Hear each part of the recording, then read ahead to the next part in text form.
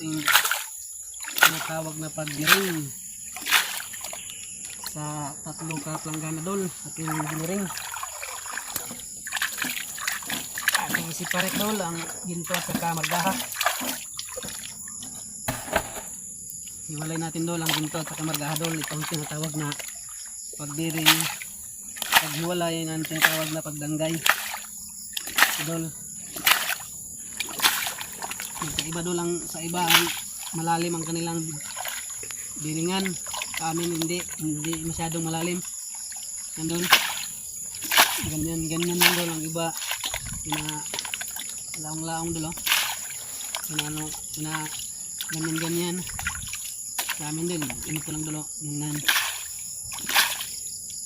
Ito na dol. Tignan natin lahat dol.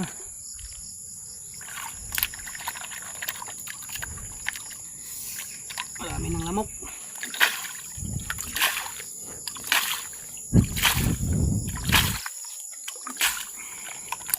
Marami pong din po nagkandol nga dili daw hindi to totoo dol.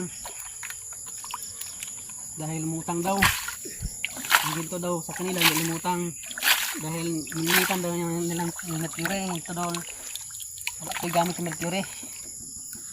Yan. Yan ang ginto dol.